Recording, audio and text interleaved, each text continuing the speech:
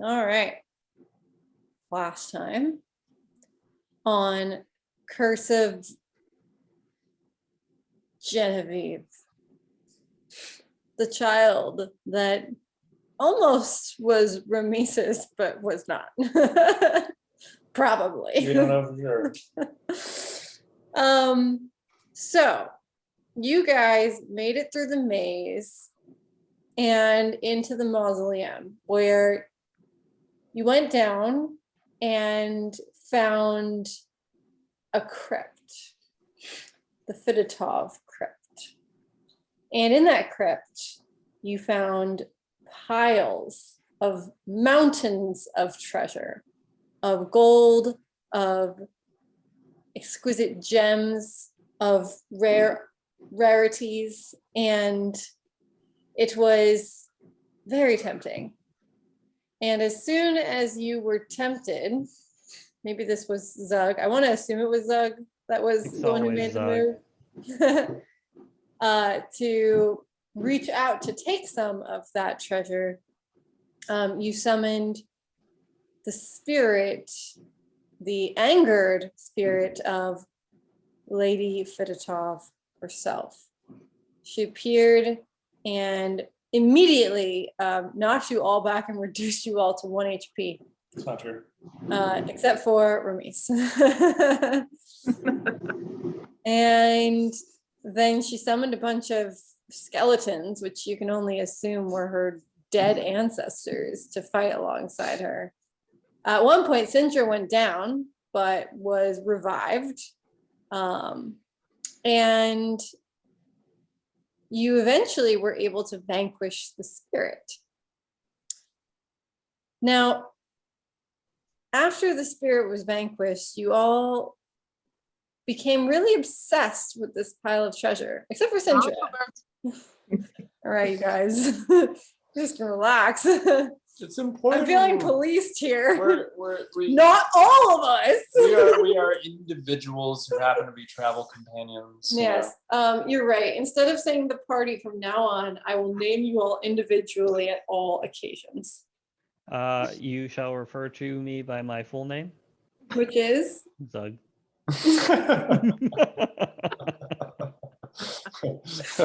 Nice. Zug doesn't have a last name. Zug is my last name. Is your Zug, first, Zug. name, is your first No. name Zug as well, or do you only have one name? Are you like Madonna? Zug. I'm like the orc formerly known as Zug. Everyone just calls me Zug. So is your full name the orc formerly known as Zug? Like, is that, no, it's just say Zug. It's just Zug. Okay. So Zug, Kane, and Ramis tried to take some of this gold. They were shoveling it into their pockets and tiny Sleeping huts, on it. And became very angered and suspicious of one another. Kane remembered that, or Kane had the sort of sense to put together that the feeling he was having was not natural to how he felt about this gold. And with a pretty high roll, was able to discern that this gold was definitely cursed. So you guys decided to sleep on it. You went into the toddy hut. You curled up on your piles of gold like tiny little dragons. And woke up the next morning still feeling infatuated by this gold. Eventually, in the morning, as you were all arguing with one another, and poor Sindra was trying to convince you all to leave the gold, you were met by a servant who came down and was startled by your presence. She ran off to presumably fetch Lady Fedotov, who then came and was significantly older than when you had last seen her. How much older, in fact? Well, approximately 15 years. You told her what had happened, and she was very inclined to believe you. And you asked if you could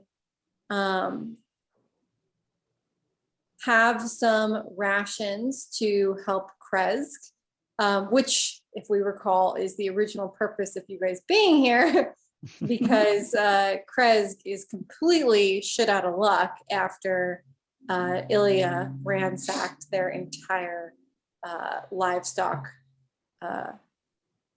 stock. And so she has graciously agreed to help you map out or plan out what Krezk needs to survive the winter in terms of livestock and crops. She invited you to come into the main house. On the route there, you met little Genevieve, who is only further proof that time has indeed passed. So with the curse on the house supposedly broken, time having resumed its normal place in this sphere, and reality clicking back into where it's supposed to be, you hopefully can work out some scenario with Lady Fidetov to make sure that Krezk is taken care of. And maybe, just maybe, if Krezk hears about what you have done and how much effort you have put into this endeavor, you may be regarded quite well within their town walls. So, Reputation gain. what? Reputation gain. So we will resume. And where is Nathan? Why did he leave? Cleaned up my plate. Oh, you're eating. He's licking it clean. I see. All right. So you were all following Lady Fidetov into her house last we spoke, and she is more than happy to assist you with your plight. Now, before we get into the scene, I just wanted to double check with some of you. I remember Zug may still be in possession of some of the treasure from the crypt. Is that correct? Yes. I totally swiped some as we're coming out. Are you still in possession of treasure from the crypt? I don't think so. Is Kane still in possession of treasure from the crypt? No, I'm pretty sure we all realized that that was cursed and that it could lead to nowhere. So Zug is holding on to some treasure. Okay, Mm-hmm. great. Lady Fidetov escorts you into the mansion. Wait, what happens when we exit the crypt into the labyrinth? What does it look like? Well, thank you for reminding me to describe the day, first of all. Yeah, is it day? It is daytime. You guys woke up from your tiny hut. Presumably were there and talking for maybe an hour or so before the servant came. It is still probably morning time, not past 11. And outside in the maze, it is misty and overcast, and there's a breeze. You can barely see the halo of the sun being blocked by the immense fog. The ground beneath you continues to swirl with mist. You can see your own feet just a tiny bit better than you could yesterday, but still just barely. Are there any signs of a dog? Yeah. None that you can discern. Okay. If you'd like to converse with her or ask about it, you are welcome to. Zug will say to Lady Fidetov, and he's like looking around like every hedge, like, where's the dog? Where's the dog? So you just ask her straight up, where's the dog? Yeah. She quirks her head and she says, well, I'm so sorry that you had an encounter with the dog. Are you all right? I will look at my bite wounds and say, yes, I just don't want to be bitten again. Oh, He says, "Oh, you will not. My ancestors were quite gifted in their abilities to speak and converse with animals. This one has been magically contained to the area and responds to all within the Fidotov bloodline. You will not be harmed so long as you are with me." Okay. And she examines where the dog bit you, and almost with a slight sense of pride. He's fucked up. Rude. Like pride towards Zug for not succumbing to his wounds. Pretty shitty guard dog. Didn't even recognize good people when he saw him. I'm the goodest Bad dog. too. Good boy didn't see good boy. Oh. So we're heading Okay. back up to the mansion. She continues to lead you to the main house. I'm assuming Ramis didn't like stumble upon a tap or anything. You have not. No. Did you want to go back for it? No. Okay. You can if you want to. Mhm. Okay. You enter into the main house, and once again, you've been in this house several times at this point, but it continues to impress you. It's astounding craftsmanship. As you approach the back entrance, Taltos reaches out his hands expectantly. To whom? To the group. To whoever is trailing Lady Fidotov. Wait, He extends a hand like open palm. He extends both of his hands, open palm. Expectant. Give him a high five, but down low. this is the head servant. As I you will all- stop in front of him and look at him and then look at his hands and then look at him. Yeah, Ramis looks quizzically. As at you him. all quizzically examine Taltos, and he notices that you do not understand what this gesture means, he says, "Your weapons, please." Yeah, no. Lady Fidotov may we request that we not part with our weapons. This has not served us well in the past in the confines of your home. She squints. There is a no weapons policy in my house at all times. I'm afraid I can't leave my brain with Tautos. We just fought a dog and like some like Ghost lady? cotton candy. Like, and you wanted me to give up my axe? I don't think so. And I don't think much. And she says, "You are welcome to wait outside if you would like to hold on to your weapons, and I will invite those of you who are willing to part to discuss with me inside." I will harumph and stay outside. What matters need to be discussed inside? Perhaps we should discuss on our way to Kresk. She tilts her head at you and raises her eyebrows. I do not intend on going to Kresk myself. You would not survey the impact your aid would have. I am afraid we do not know exactly what Kresk needs, and we certainly think it would be best decided between you and the leaders there. What leaders to which you refer? You said that Dmitri was dead, did you not?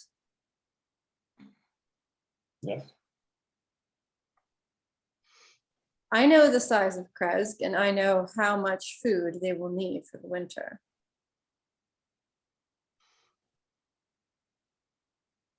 Very well, we will be on our way. Did we say we wanted to talk to her inside for any reason? No, I thought we were just gonna discuss the logistics inside and stuff, but Sounds like she knows what they need. okay, well. I mean, what are we gonna discuss with her then? Like, Nothing. I don't know the population. It's been 15 years. It could be full of lizard people for all I know. Oh, they evolve so quickly. It sounds as though you know what needs to be done, Lady Fidotov. Perhaps there's no need to discuss anything. Perhaps not. I don't know what situation they are in currently, although I know how much is needed to feed them. They have no food. That is their situation. Any food is more food than they have. Yes.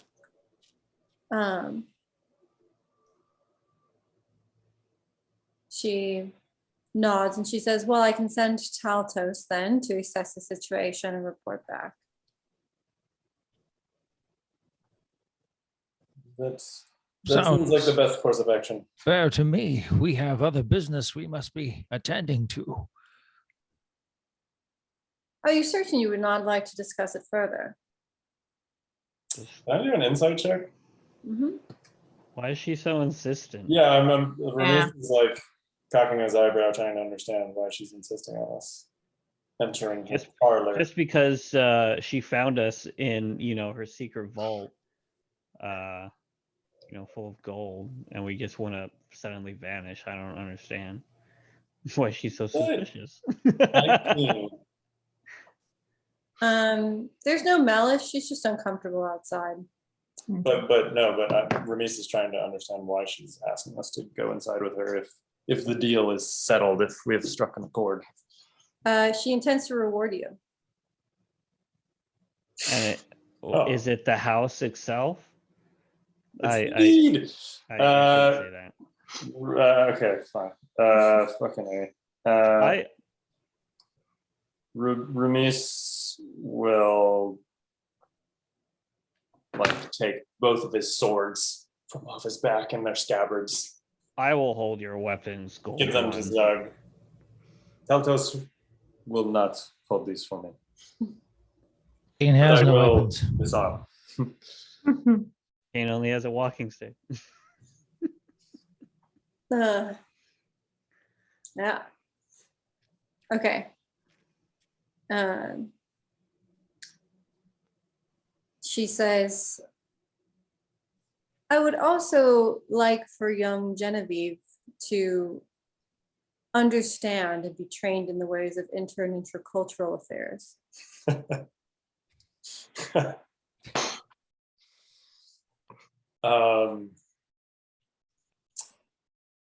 Very well. What is today's lesson? You must all be quite hungry as well, are you not? Yes.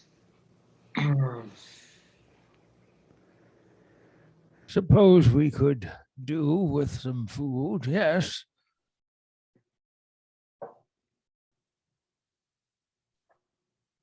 There is much food, and if you would like to dine inside, we may do that. One of the reasons I have survived this long is due to a no weapons policy in my house. No. Very well. Okay. We will join you. Bring me back food. Doug's gonna turn down food to hold on to his Yes. Right. This axe is life. Does seem very Zug. The food also seems very Zug. I can hunt with the axe. I can't hunt food with food. Can't take the fishing pole from the fisherman. She doesn't tend to give you the weapons back when you leave. We had a bad experience once.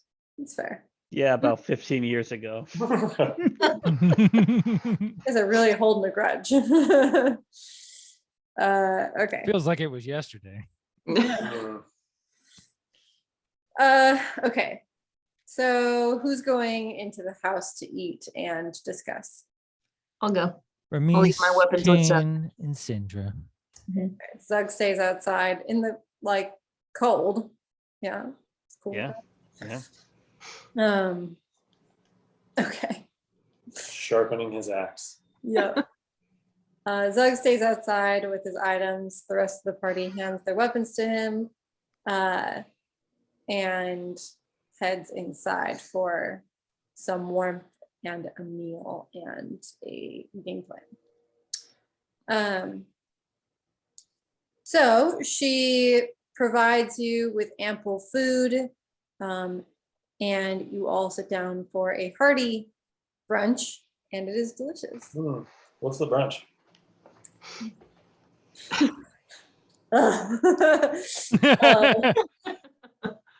She has her servants bring you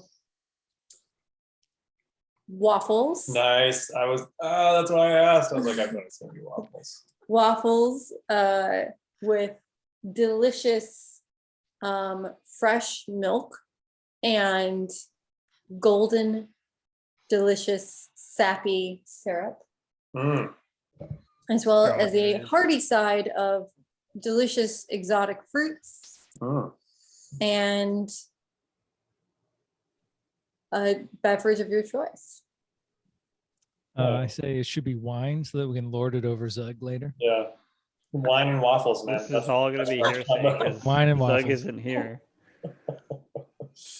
Okay. Ramis is very satisfied with this meal. Syndra's gonna make a little doggy bag for Zug. Make it a big doggy bag, like It's enough gonna to be- feed that hound. Triple XL doggy bag. Nice. Just for Zug. Thank you. With a nice little bucket of wine, if there is wine served with these Bucket of waffles. wine. Just dump out the mop water and fill it up with wine. Mm. Done.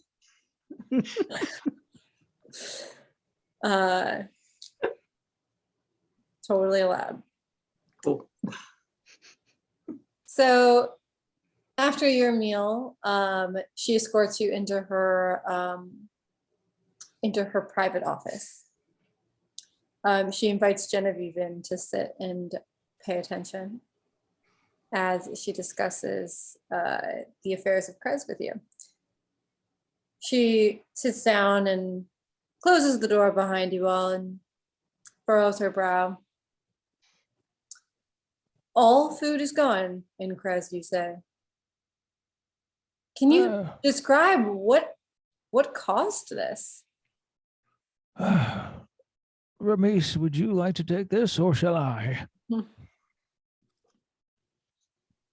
Ramis nods to you. Uh, I don't think charisma is needed for this description. there was a boy who unfortunately behaved as though he was either possessed or possessed no soul. We don't truly know what happened to him. However, we do know that he had been dead and had been brought back to life by the local abbot. Unfortunately, he did not come back all himself. He proceeded to do many psychopathic things, murdering his own family members and destroying the livestock supplies of the town.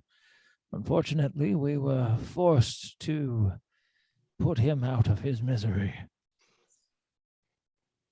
She winces. Oh, that is truly alarming. I'm sorry to hear and glad you were there to assist.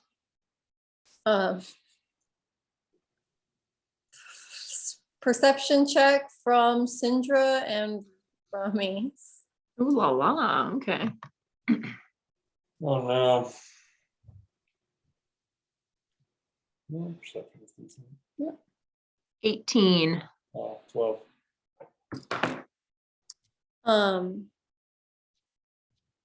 You both notice that Genevieve is continuing to look at Ramis with much intrigue. She's staring at him, even though Kane is the one who's speaking.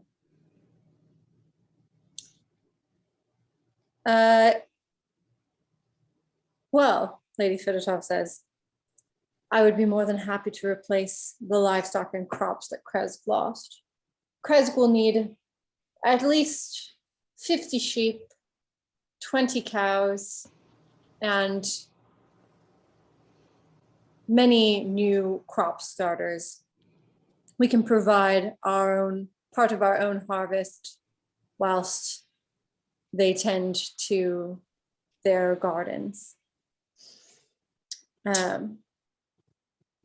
Does Ramiz have any insight into, like, what is the independent wealth of this Yeah. family and why does she have so much? Why is her bounty so plentiful? Does it make Yeah. sense to him? Or is it just like weird that She seems to be doing okay when the whole rest of Barovia is in a well, but also dire just strait excess, right? She has a ton of food for no, reason. So like, would this be clear in some kind of like a D&D feudal system to Ramiz as to like what's happening? yes, the clearness of the situation would be in trade. That she's essentially a merchant of some kind, and that this business is operating almost more like a business. So But yeah, she is very she's wealthy. just trying to sell all of this stuff usually. Trade, yeah, or sell. You don't know, right?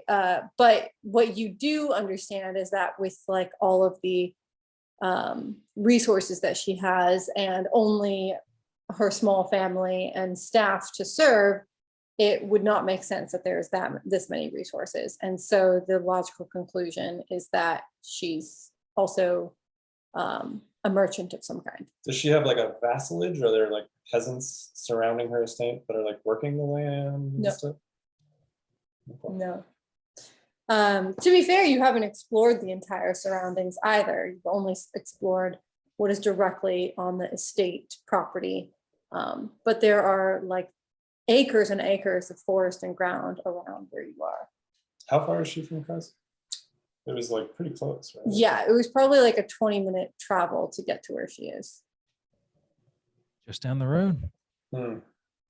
Okay. Yeah, pretty close. Okay, so the little girl's staring at Ramiz. Yeah, this is a classic example of generational wealth. Yeah, Genevieve is definitely staring at you curiously. She's very intrigued. Curious, but not like frightened. No, it's intrigue. Ramiz makes it feel better.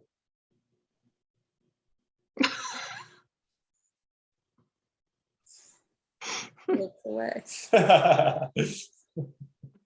uncomfortably. So Lady Fedotov just got the news from Kane. She was troubled, and that's where we left off in the conversation.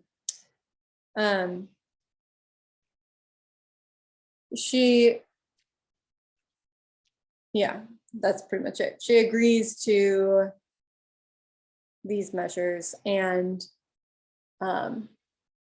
she stands up and she says, I shall ask Taltos to arrange for transport of goods at once.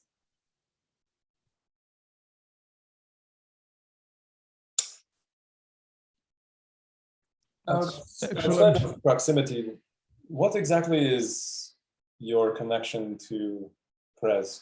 What is the family's connection to the township? She says, many years ago, my ancestors were residents of Krezk. Technically, we still are residents of Krezk. We don't belong to any other town, and I don't claim my manor to be a town of its own. Eventually, we had enough to move out of the town and start our own property where we could have much more room to grow. Krezk is a commune of sorts, And my family was always interested in studying things that many people did not find communal. She says in a low voice that insinuates that you understand what she might be talking about. Like the pursuit of Yeah, like wealth. super And- spooky ghost ladies with curses. Architecture. Not just the wealth, but as you have borne witness to, this family is very interested in alchemical things, magical locking mechanisms, and a hint of Architecture. dark shit. Okay. Your niece nods and then says, but what is your family's interest, if any, in Kresk now? Or you are generously helping them, which they will no doubt be grateful for, but it is not only resources they require now. Their lineage of leadership has also fallen. And so the town lies in shambles in more ways than one. She pauses and looks away as she's thinking about what you have said. And she looks back and she says, do you insinuate that I should be involved in the political affairs and lineage of Kresk? Well, you already are. They will look to you as a savior for your assistance here. I prefer the quiet. And besides, I'm not sure Kresk would be amenable to a leader who didn't live directly in the town. I'm not sure if you understood my insinuation. I do not know that you would be fit to be the leader of Kresk. I simply wonder if you are interested in who becomes the leader, since they are your neighbor. Well, I certainly am interested in who becomes their leader. Yes, our family has diverged from living in Kresk, but like you said, they are still our neighbors and we have many familial ties. I care deeply for the people of Kresk, many of them who I consider close friends. And to be honest, there has been a push for quite some time. It's been a while and I consider myself mostly over it, but Dmitri was not someone that I wanted to align myself very closely with, so I stayed out of Kresk's affairs for quite some time. I don't really know what is happening in terms of leadership, but if you have anything you wish to share or wish to pursue, we can discuss that. I am not intimate with the reaches of your influence, and so therefore I do not know exactly how you may or may not be involved in Kresk already. All I know is that I fear that if the town is left to sort itself out, it could fall into even lesser hands than Dimitri's. She pauses again. How do you mean?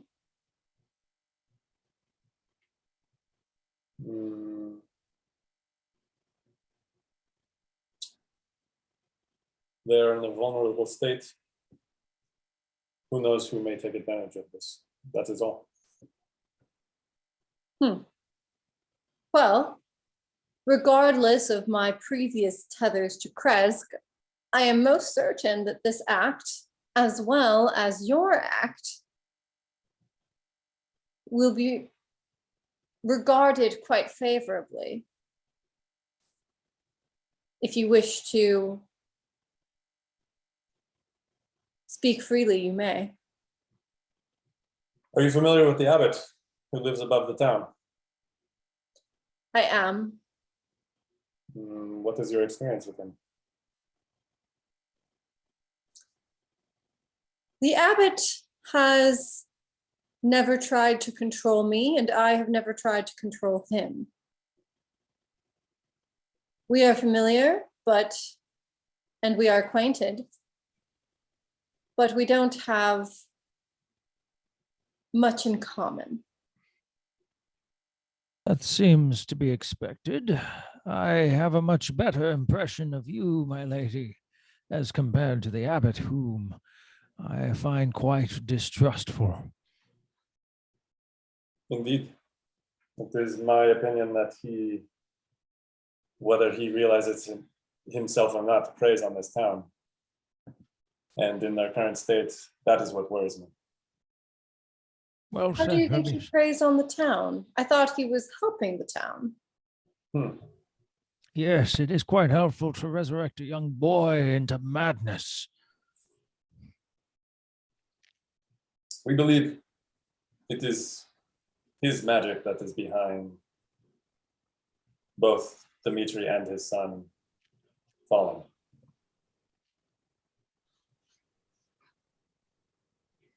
She inhales sharply at all of this information. Well, I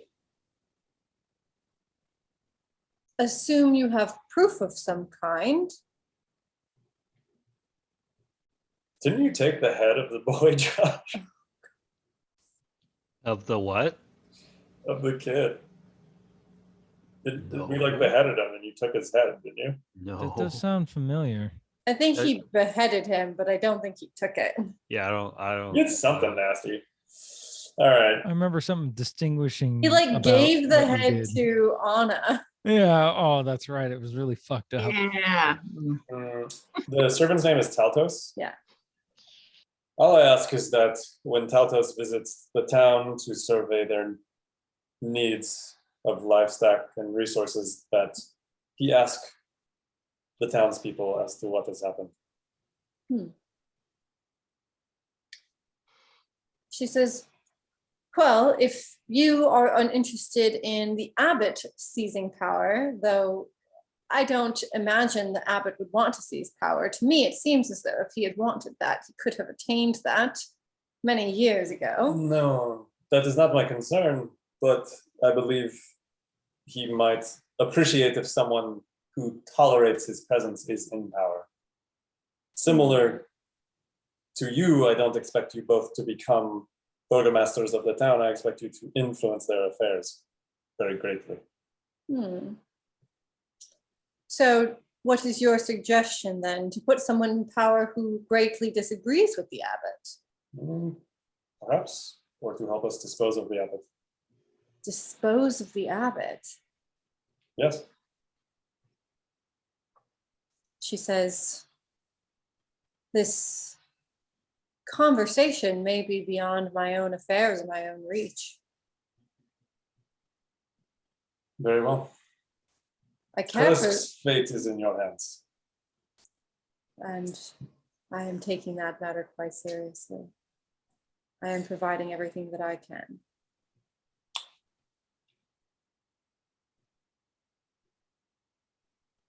What else have we to discuss? She says, well, I appreciate what you've done, and I am inclined to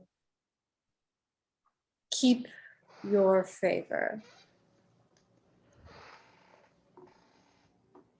Let me find something to give to you as a parting gift. She motions for you to wait and gets up and leaves the office. And she closes the door behind her. And the three of you are left with Genevieve. Wow.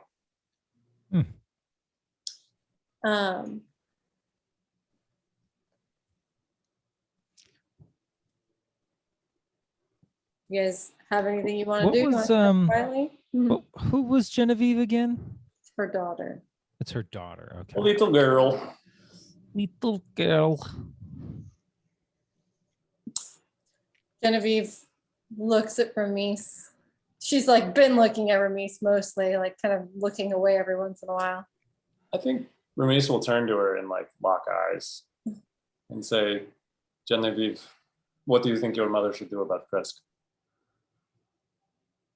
Why do you hate the abbot? I do not hate. Hate And is too strong a word. I did not mean to imply this, but I do believe he may be a bad influence upon the town and may not have their best interests at heart. I know that the abbot has been serving the town for decades. You sound like a fan of this man.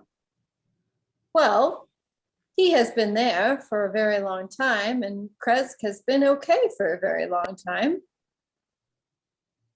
People I've only can just met change. you. Yes, but like the barnacles that are on the whales of the deep, they may stick for a long time, but that does not mean they benefit the whale, do they? Whale? She doesn't know what a whale is.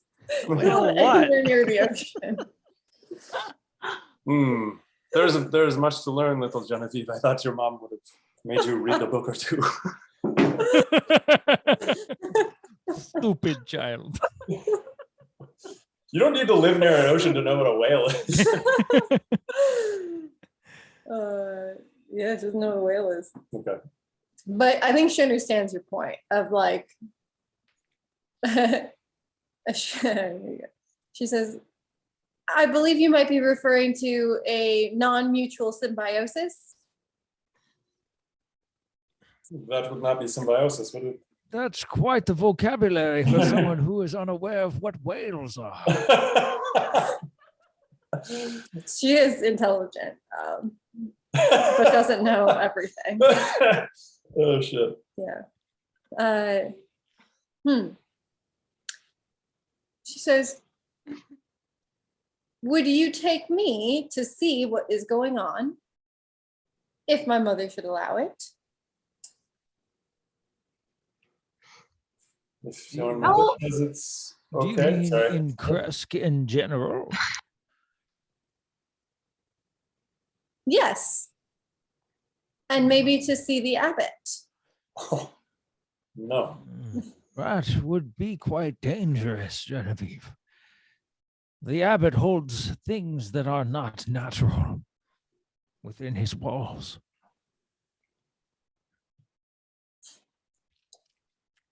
Genevieve, we have more reasons than we may have explained to distrust the abbot.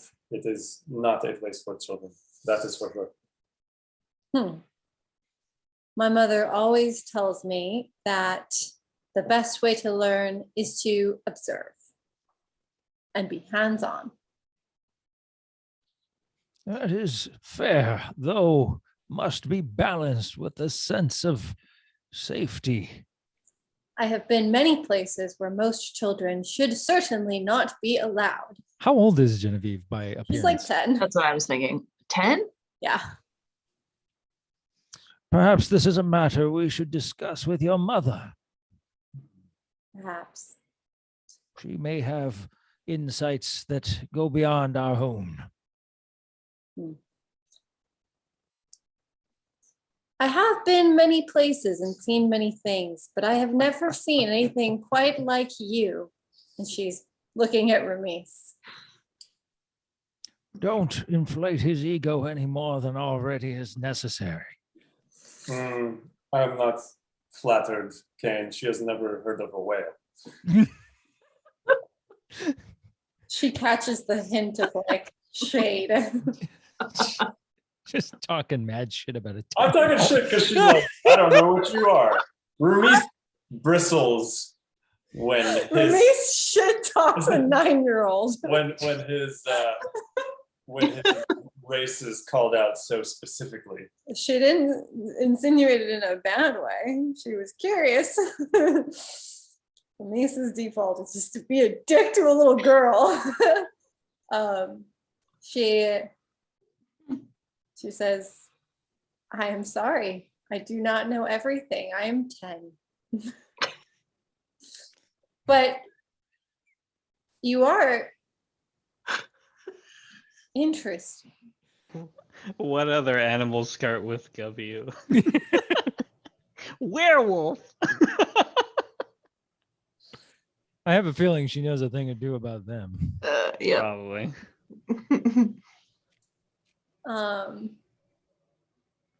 5 minutes later. An awkward 5 minutes. An awkward 5 minutes later, Lady Fidotov returns with Talthers, carrying some things in tow. She puts them down on the office table and spreads out the items that she has brought, and says, I think each of these items might befit each of you in some way. Ooh. What do we see? There is a gold colored ring with like squiggly engravings on the top. There is a jeweled headband with a dangling amethyst. There is a pendant with an embossed leaf or grain. Looks like a leaf or a grain of some kind. And there is a light crossbow that has a sheen to it. It's almost slight iridescent red color when the light catches it in different directions. She picks up the ring and she hands it to Ramis. And she says, I suspect that you may need something to help shield your mind. And she hands it to you. And Ramis gains a ring of mind shielding. Oh, shit. Ooh. Literal. Ramis bows graciously. Ring of mind shielding? Shielding, yeah.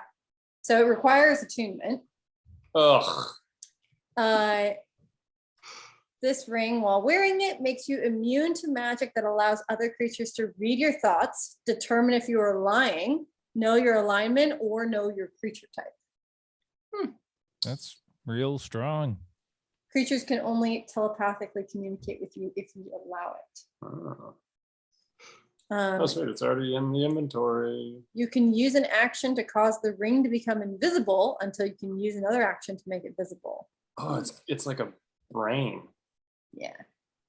I mean, that's not exactly how it looks. That's like the stock picture. So Okay.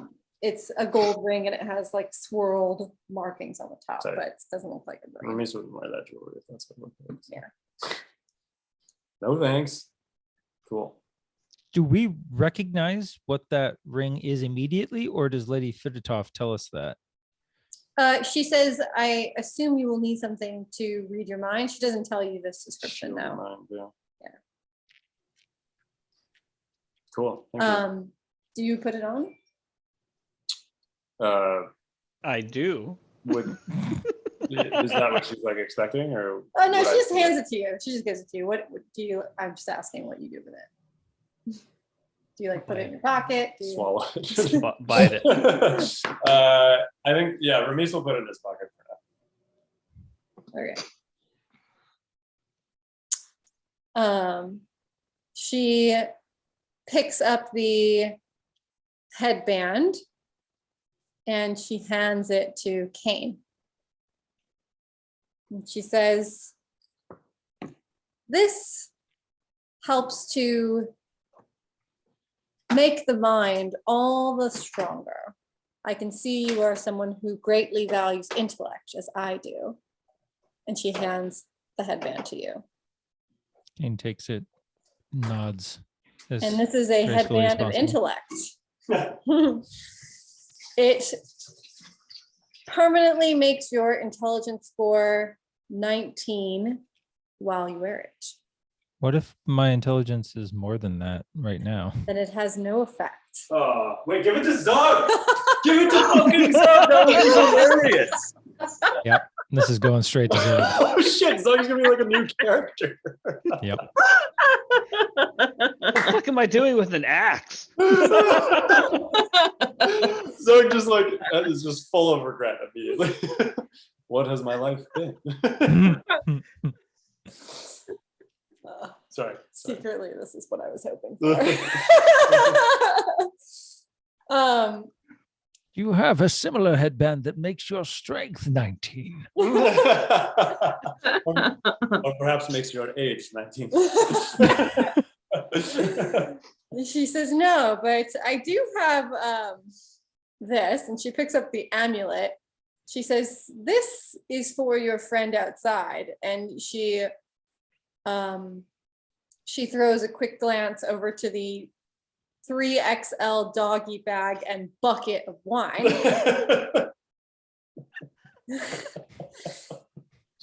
And she says, I assume your friend very much likes to drink, and this is something that can be very valuable to those who enjoy a beverage every once in a while.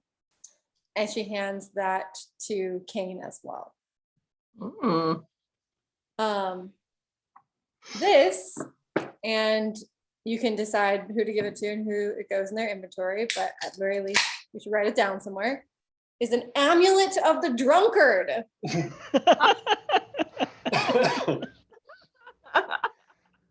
The I say you amulet, remembered. the amulet smells of old ale-stained wood, and while wearing the amulet, you can regain 4d4 plus 4 hit points when you drink a pint of beer, ale, mead, or wine. Wait, while you're wearing it? Whenever? Yes, but Whoa! drinking something is like an action. And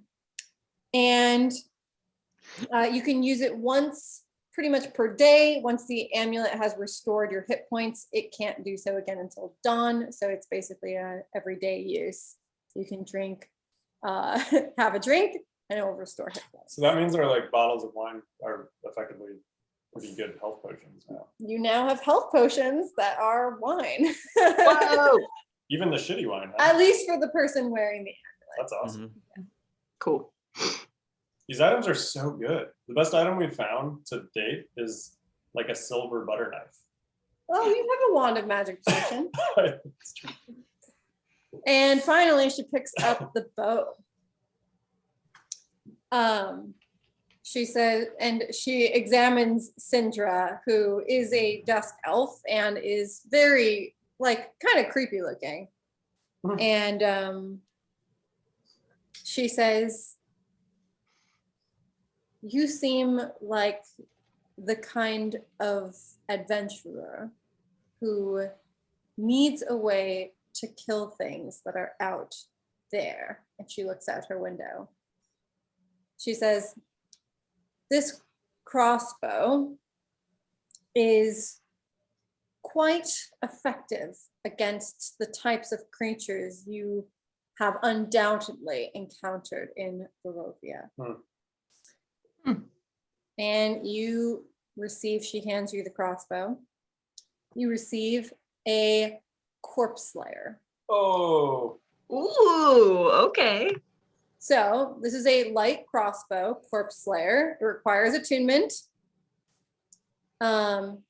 You gain a +1 bonus to attack and damage rolls made with this magical weapon. When you hit an undead creature with an attack using this weapon, the attack deals an extra 1d8 damage of your crossbow's type. And the creature gets disadvantage on saving throws against effects that turn undead until the start of your next turn. Ooh. Oh, only we had a cleric. If you have proficiency with light crossbows, it allows you to add your proficiency bonus to the attack roll for any attack that you make using it. Nice. Could you send me all of that information? So that item should be in D&D Beyond. Yes. It is. So All those these items four are. are actually all real items that you can look up and equip. I So tried let me searching just for reiterate some of the. those. So for Ramis, he received the Ring of Mind Shielding. You guys can also swap or change items if you want to. I had her decide who to give them to, but of course you are more than welcome to do whatever you want. Ramis received a Ring of Mind Shielding. Kane received a Headband of Intellect. Zug received an Amulet of the Drunkard, and Sindra received a Corpse Slayer crossbow. The amulet of the drunkard is not coming up on the search. We might have to add some custom items then. It might. Maybe Oh, under the search. It's a wondrous item. So Yeah, it showed you know, all the common, magical, and wondrous items, but it wasn't appearing under the search of amulet or drunkard. can you search for like healing, maybe? Mm, We can look at it a little later. yeah. But yeah, just write down that you have it, and then maybe at the end of the session today, we can make sure everyone gets it slopped into their equipment for what they need. Okey-doke.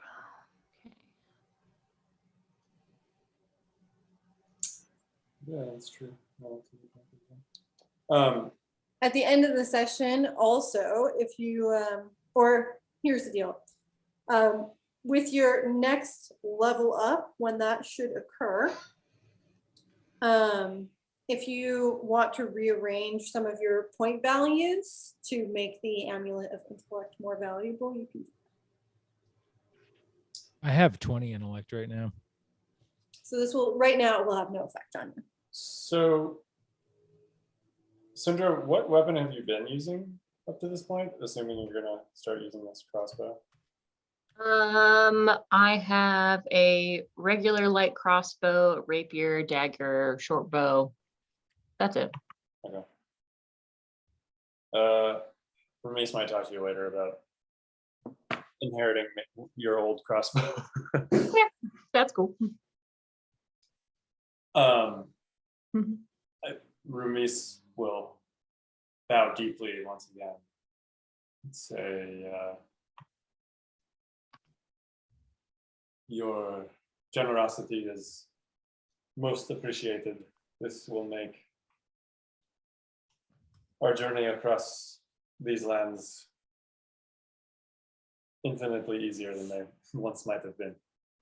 I assumed as much, and if you're going to be fighting things like my past self, it may be helpful for you to have some items to assist you. We shall hope we never meet your past self again. I should hope so as well. I very much prefer the future.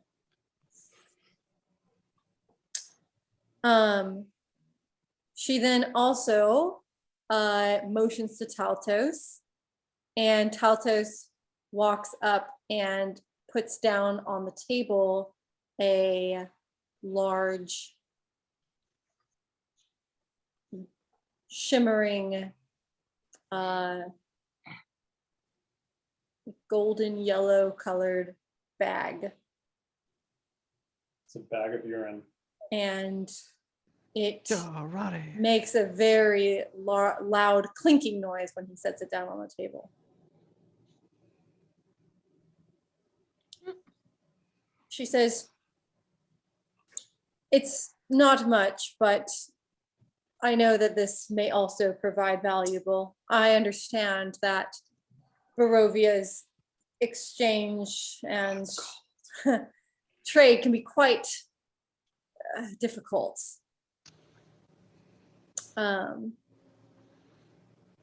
And she picks it up and hands it to whoever is standing closest. Probably Ramis. Ramis would graciously accept it and then hand it to Kane and say, he is our bank master. Sorry, Oh. Ramis, would you hand me? big bag of gold, my friend. Okay. Bag of gold. Add it to the spreadsheet.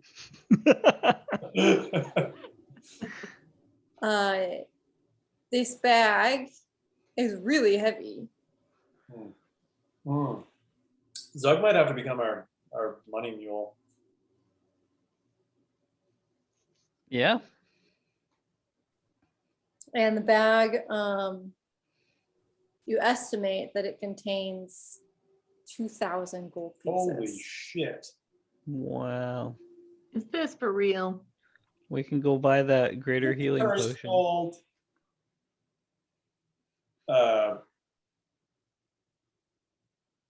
Ramiz exchanges more words of gratitude. Lady for the top pulls her skirts up so you can kiss her ass. I'm kidding. She does not do that. It's a weird example to set in front of Genevieve. That's not what she meant. Cool. And she says, I appreciate you bringing some concerns to my attention. Ultimately, I care deeply for Kresk and the people who are there. I will provide my aid. I will provide rations for them, and I will not let those people go hungry.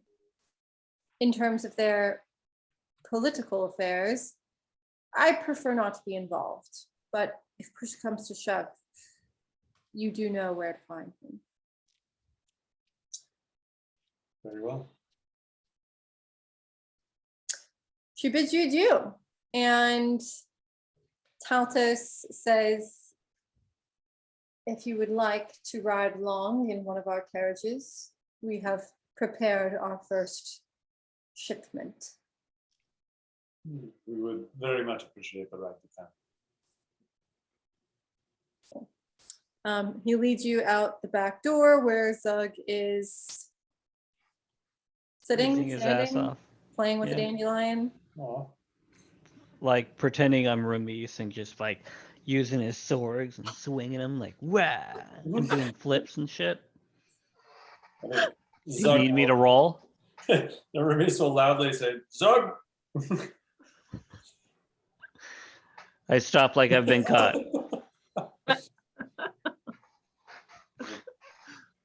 I hope you Syndra will slowly stagger out under the weight of the triple XL doggy bag and the bucket of wine. Yes. Zug sees the delicious goods that have been brought.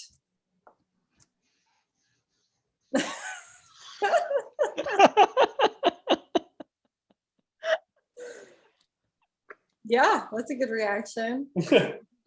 How long does it take you to eat these goods, Zug? With the size of the bag and the size of my stomach, the acidity level of my stomach acid, I would say about 38 minutes. In my room. Okay, So, perfect. You all watch Zug devour the food, and it's a little horrific. Cool. So on your way outside, you see several carriages that have been prepared with various crops, as well as a carriage that has a few sheep. And there's some room on the carriages for you guys to sit down in the back or in the up front. In the back. I'll go up front. All right. You guys head out, jump onto the carriages, and make your way towards Fred. Did we divvy up the gear? Yeah, you tell me. Yeah, what do you guys want to, like, Kane, do you want my ring? Does Zug actually want the intelligence mantle? Well, that the headband would make me dumber, so it doesn't do anything for me. So I'm happy for someone else that could get some value out of it to have it for sure. Are you gonna rearrange your point values to make use of the headband? No, Going down on my primary attacking stat is not Yeah. a good idea. like he just always wants to increase intelligence. Mhm. Like Ramis isn't the smartest, but it wouldn't help him do much. Zug It is like wouldn't help. actually suffering from lack of intelligence in some cases. Zug would dramatically change as a character if we put that on him, and I kind of want to see that happen. I love it. We've had a year of Zug V1. Now we're Grunting. Either that or I mean we can see if there's any magic item purveyors, or maybe we could go to that other dude, the burgomaster's son, and trade with them or something like that. Yeah, we'll figure it out. all right. My vote is for Zug to wear that shit.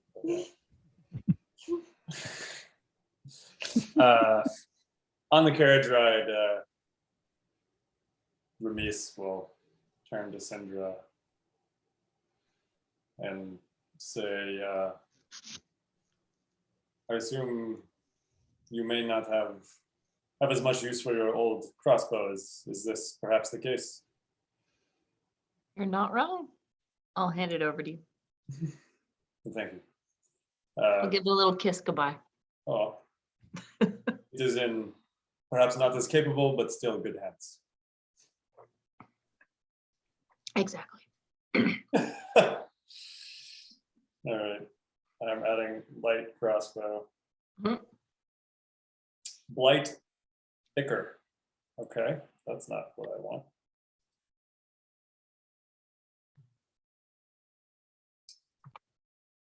It's funny, I searched light crossbow and that also isn't coming up, so I don't know. That's because it's crossbow comma light. Mm.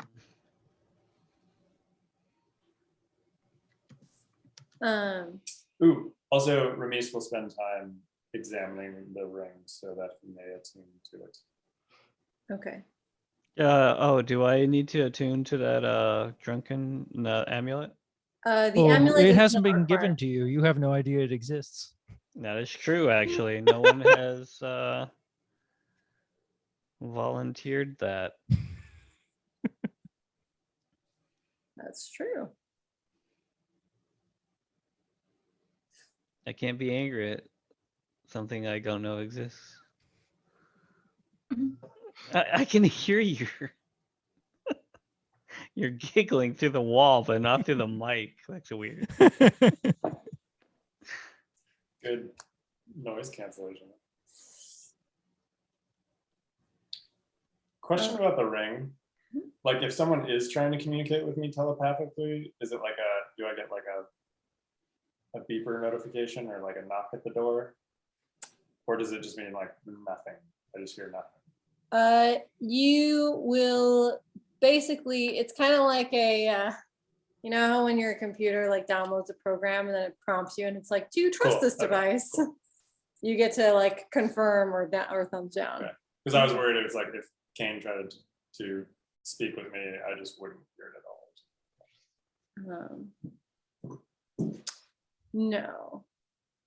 I don't think I have a way of communicating telepathically. Well, okay. Well, if Zug, with his newfound intelligence, tries to telepathically communicate with me.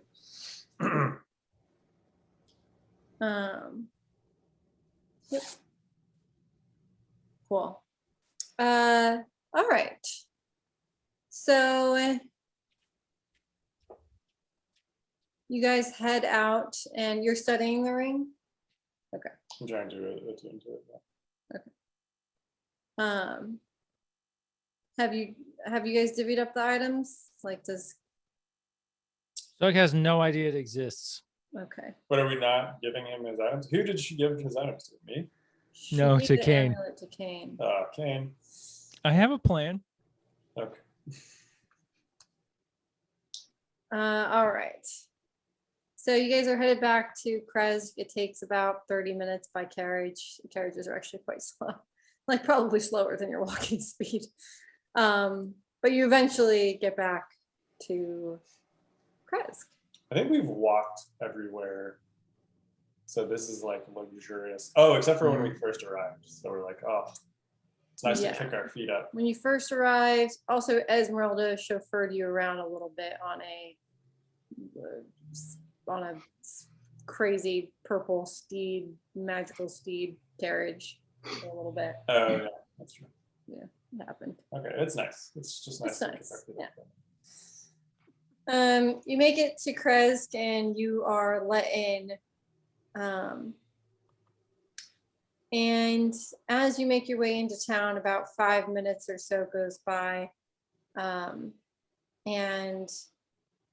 Anna comes out to greet you, and townsfolk begin to clamor around to see what is going on.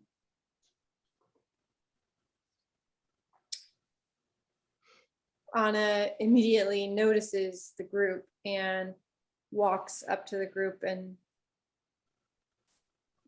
looks questioningly at what's going on.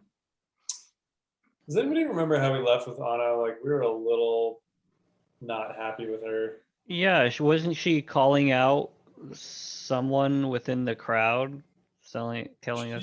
She was trying to let the stable boy take the fall for her son. Yeah. But she knew he was possessed, which, like, sure, we understand on one hand, but we weren't really cool with. Yes. The party was almost, in a sense, tasked with the judgment of Anna. You guys were able to kind of make a decision about what you wanted to do. If you wanted to let the crowd overtake her, or if you wanted to like shield her and protect her and take her back to her home. We took her back to her home, didn't We we? did. Yeah. You took her back to her house and like pushed her inside, and you were like, we gotta go. So she's okay. The crowd seems She is Okay okay. with her. Yeah, and you don't know what's transpired in the last, I don't know, several days since you've been gone.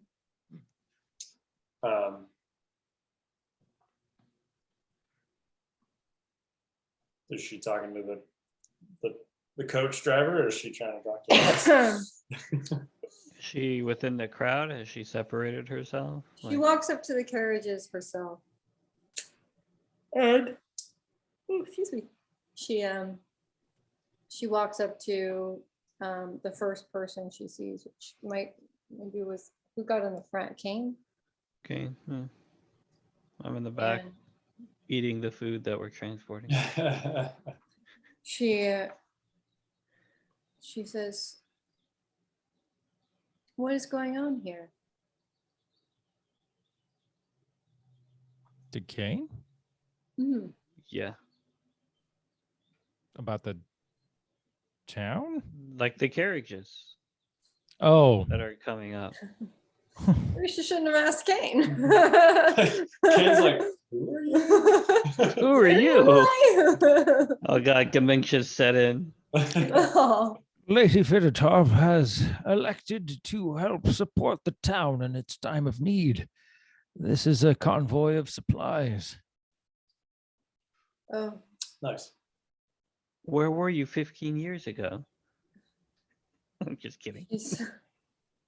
she looks down and she says, Did you tell Lady Fidotov what had transpired here? Yes, we did. She agreed to help anyways. Yes. The lady seems to have quite a capacity for empathy. She's sullen. She looks like a shell of her former self. She says, well, I greatly appreciate you embarking on this endeavor. And I will stay out of your way.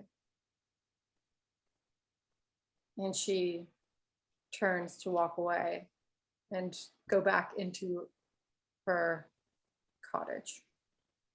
Before she goes to her college, I will call out to her. Wait, don't you want some food? Okay. She turns and she says, no, thank you. I still have plenty in store for now. And it's just me now. I will shrug, not understanding the implication of what she just said. Yeah. Nice. And the party will remember that Anna has lost all 4 of her children and her husband. It's a dark place. It's a dark world. And Ramise's reaction is, What am I supposed to do? Sorry, you pat her on the back. Fuck. Happens to the best of us. Yeah, Ramise can't be everywhere at once, you know? No. Jeez. but I just do want to remind you guys how sad it is. It's pretty sad. Yeah, I remember when her child was murdered by us in front of her. That was sad too. That was sad. I mean, she's still talking to I us. remember when Everything that has Zug, happened to this woman is incredibly sad. I remember when Zug decapitated him, even though he was already dead. And then brought his head to her. Yep. That's to what try to happened. comfort That's- her. That's what That happened. That was way sad. Somebody had to tell her. What if she didn't believe us? words probably would have sufficed. So Imagine if you had two choices. Someone told you, "I'm really sorry, Josh, but Captain passed away," or cut off Captain's head and brought it to you and said, "Here you go. Sorry." Well, obviously, you guys my should give intelligence Zug is the greater than amulet. 4. yeah, that's true. This isn't Zug's fault either. You mean the headband? That's true. The Yeah. headband, yeah.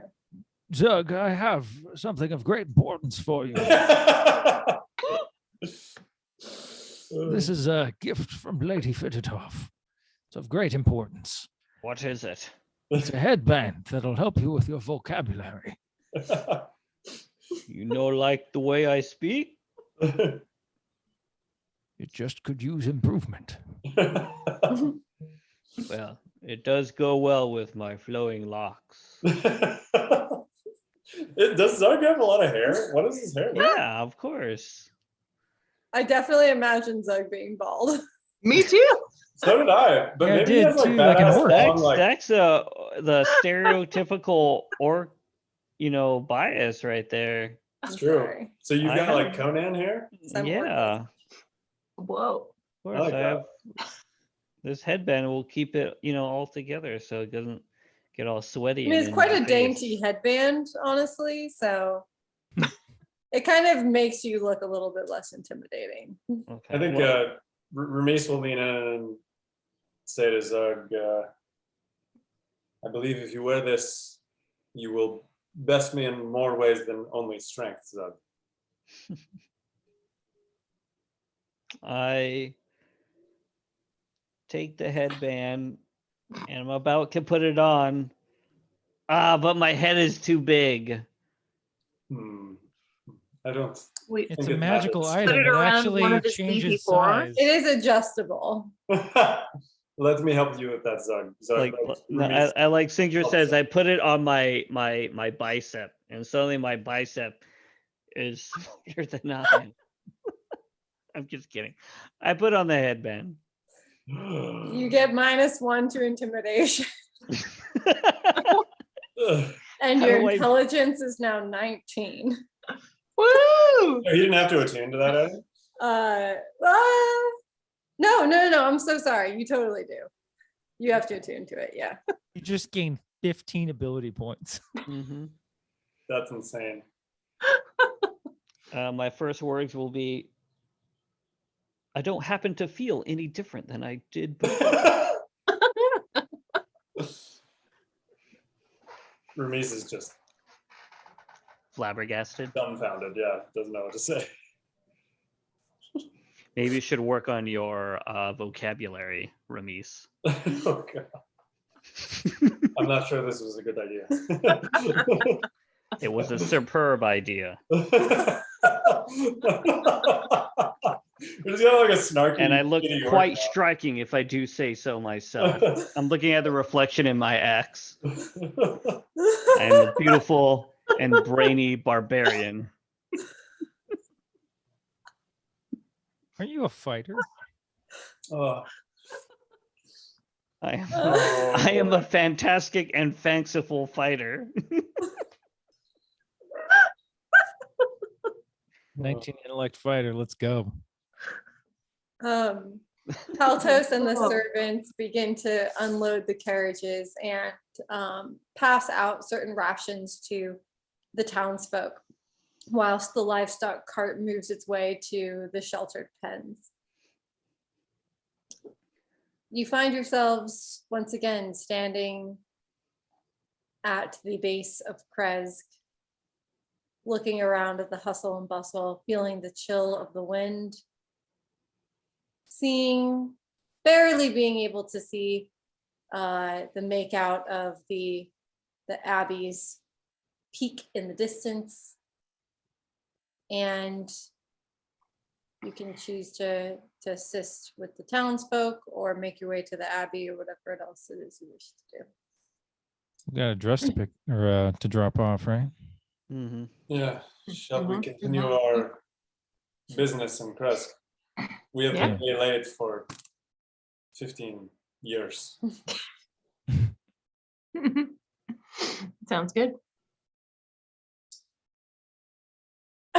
You guys walk the cobbled road down the eastern side of the village towards the entrance to the Abbey. You pass the small desecrated shrine and pool on your way up to the heights of the bizarre building. After a strenuous hike up the hill, I'm listening. oh, okay. I'm making a I thought you were trying to like convey something with your No, no, I eyes. was just listening while No, I'm making he's making I'll have food some and tea, listening. please. What's that? I'll have some tea if he's making any. Josh wants some tea. Oh yeah, me too, please. I would like a cup, Ryan. Thank you. Jenna wants tea as well. Me- Okay. Nathan, would you like some tea too?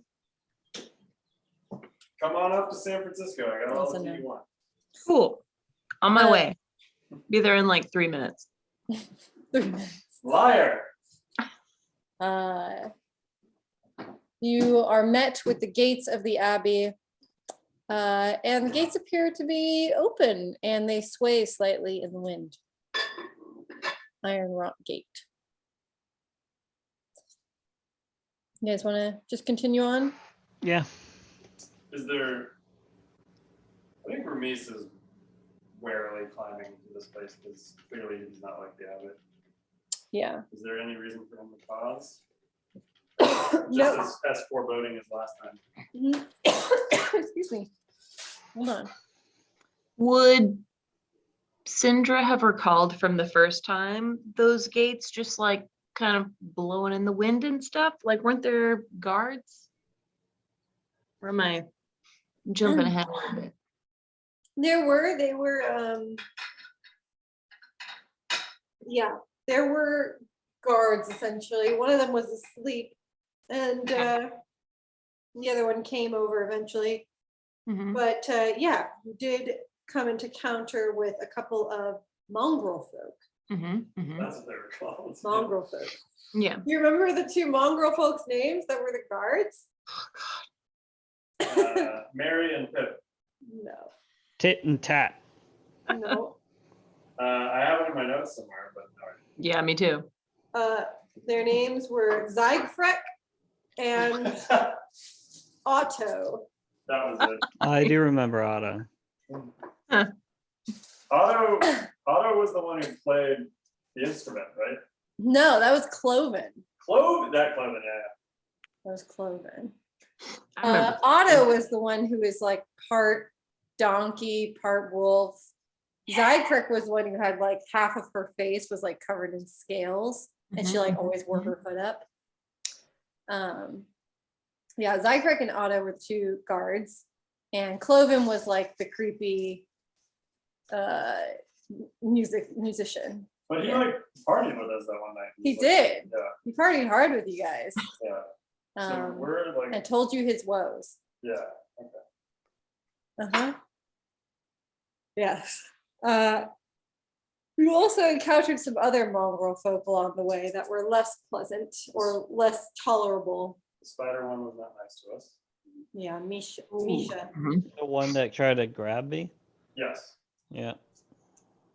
So you guys head in, no sign of anyone yet. But as you make your way through the somewhat squeaky gate, as it rattles in the wind and you push it open, it squeaks a little bit. You are quickly met with there's a like thumping noise and a slight hoof noise that approaches, and you do see Otto and Zyfrek approach. Nice. They see you and immediately recognize you, and they say, "You're back." Otto is very enthusiastic, and he says, "People don't usually come back." Oh gosh. Zyfrek stands there with her hood up. I think Zug should do all the talking from now on. Did you hear that? Hmm? Ryan said Zug should do all the talking from now on. No, please no. Yeah, he's pretty smart now. He's like 9 smarter than Ramis. Smart cookie. Pretty smart.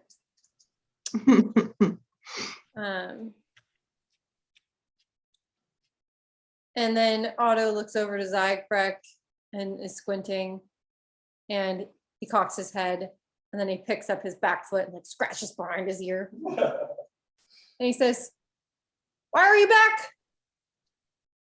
Are you not happy to see us? Otto replies, "Happy, Glad, joyous, glad, joyous." ecstatic, excited. Otto's eyes start to twitch. "The only thing I get excited for is mealtime." Hey, same. And Otto's mouth is slightly agape. "I bet you can eat a lot." Oh, you bet correctly. Oh shit. Says, "Should we take you to see the abbot?" That would be yes. I ran out of words. There's still remnants. Still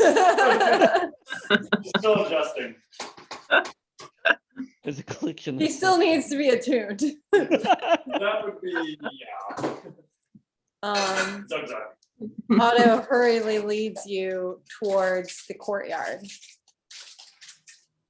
And Zyfrek waits for you all to pass and stands there quiet and stoic. Are we walking by the well? Not yet, that's in the courtyard. Oh, So you walk towards the courtyard, and once you are in the courtyard, you see the chicken coop, you see the giant well, you see the post. There's a big post with chains on it that a winged creature is attached to. do we still hear the screaming? Not until you get there. And as soon as you get there, you start to see the winged creature start to flaps its wings, and rises about 5-6 feet. And then suddenly the chain that is binding it yanks, and it and falls back to the ground. That was the one that was just scared, right? Last time. Hmm. Yeah. But it was the tarantula well one that attacked us. Mhm.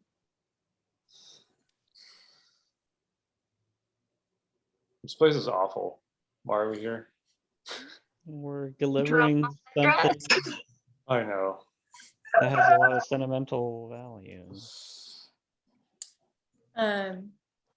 So through the courtyard, you are led into the dining hall. And once you are in the dining hall, it's empty. There's nobody there. But you see this large room, big long table. You guys have sat there to eat before. Many chairs, big golden disc still mounted on the wall. And Zygfrek walks into the room behind you, and she closes the door. She stands in front of the door. Otto hurriedly and excitedly scampers up the stairs, and as he is running up the stairs, he yells down and says, "I'll be right back." We'll be waiting. After about a minute, the abbot descends down the stairs. Gracefully, he's dressed modestly in a robe, and he is as handsome as you remember. Was he handsome? Yeah, he was handsome. Mm. Was he more handsome than Ramis? Handsomeness is subjective. Not in this game. What's his charisma? I don't think charisma is handsomeness. We need Not to in know this these things, game. Danielle. Charisma is associated with physical attractiveness. They say in the rules. What's his charisma? He is also handsome, just like Ramis is handsome. He doesn't have to die, everyone. Okay. Oh, good. They are both handsome. That's nice of you, but thank you.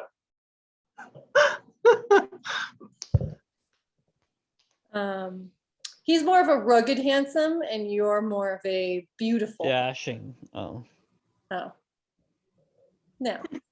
no, not dashing. Like a Uh, porcelain was it- doll is beautiful. You are delicate. In like the way that like Legolas is handsome. It's like Like- beautiful, Like you know? morning delicate. dew on a tea leaf in the Himalayas. Versus the way Aragorn is handsome. It's more like rugged. Oh, Aragorn's definitely more handsome though. Yeah. Depends who you 100%, ask. I mean, majority of people. Depends who you Aragorn. ask. Aragorn. Anyways, Ramis is fuming jealously to himself. But does Zug have the wedding dress? Zug does have the wedding dress. Why do I have the wedding dress? I mean, it's probably all crumpled up now, being in your bag for so long. I mean, it's all like. Listen, we got way late. Shit was crazy out there because of the abbot. Was crazy out there. Mhm. Are we ready to hand it over? Yeah, I think Oh, we're super waiting for the fast. abbot, right? Oh, The abbot looks very pleased to see you. Aw. Sup, old buddy. Hey, bud. greetings and salutations. I think Ramis will politely bow and say, "We have brought what you have asked for. It is a fine dress." Oh, well, that is just wonderful news. May I see it? Of course, of course. I go rummaging in my pack. I displace some other items. A severed head. Oh, God. Which please, one? Please, a moment. I know it's in here somewhere. And I have a. I'm like, aha! I found it. And I pull out my fist, hold it up in the air, kind of shake it, like, yes, see, I got it. It's right here. It's perfectly fine. Zug, perhaps And we could- I just kind of, just gotta get out the fluff and the. A bunch of dust goes flying from the dress. Just gonna help unfurl the. Put it on the table, and I'm just kind of like It has some smacking beautiful it with my fur axe. blessings that you adorned to it. That's true, didn't we? Yeah. trying to iron it out with my axe. I think Ramis will be prestidigitating it. There you go. to Immediately a- clean. Ramis is working on making it look a little bit cleaner and less wrinkly. Yeah, definitely. Yeah. It's like That's his good hand call. is like a steamer just running across it. Warm, yeah. The gown looks lovely, despite the unruly carrying condition. The abbot beams and smiles, and he says, "Well, is this not just a marvel? It would have been such a task for me to have retrieved something like this for myself, and there are no dressmakers in our town. Well, this is just wonderful. This will do so nicely. Oh, I'm not even sure I will need alterations to be made. This looks like it will fit my dear Vasilka like a glove. Please, may I?" Please. And he picks up the gown and he examines it, and he calls out to the stairs, and he yells up, "Dear Vasilka, please, we have something for you. Our friends have brought a gift." And she begins to descend the stairs wearing a pretty raggedy dress. Oh, And you can see as she descends the stairs, she's powder white, quite traditionally beautiful. She has gorgeous auburn hair and green eyes, and she descends the stairs, and she says not a word as she descends, and is holding the guardrail the whole time like a pageant queen, and comes down. And when she sees the dress, she looks at it, and she is expressionless. As always. As she moves closer, you can very, very finely see the slight lines on her body that are very invisible as she is far away from you. But when she is close, you can see those very, very fine lines that are near her joints and her limbs of her body that are a continual proof that Vasilka is in fact an abomination.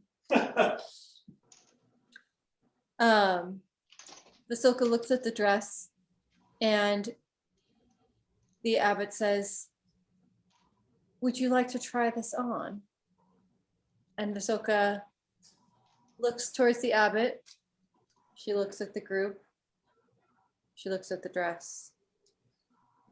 She very daintily grabs the dress and drapes it over her arm, and she walks up the stairs. And the abbot, while she is gone for but a moment, the abbot looks to you all and he says, "Oh, this will make a fine dress indeed. You do not know what you have done. You have helped this land. You will all be regarded as saviors." And he says, "It was a scroll that I promised you, was it not?" That is Was. correct. Yes. "I intend to make good on this promise." He calls to Otto and he says, "Otto, please have Cloven retrieve the scroll." And Otto's like at the top of the stairs, like looking through the banister at you guys, and he's like, and you see him disappear for a minute. And then you see Vasilka wearing the dress in all of its glory. The burgomaster's wife of Valaki, who you got it from, Lydia, she is quite tall and thin. Vasilka is quite tall and thin. The dress fits Vasilka as if it were made for her. She descends the stairs, the fur trim bottom and the fur trim on the collar, glistening and poofy poofy Poofiness. little bits of fur, just Poofy perfectly, majesty. perfectly adorning her neck and her bodice and the trim of the dress. And she glides down the stairs effortlessly. She hits the floor, and Oh, did the she abbot, trip? you can see the abbot. The abbot is watching her with utter pride, fascination, devotion, love. And she hits the floor, and she starts to spin and dance and waltz around the room, showing off the dress So spooky. without uttering a single word.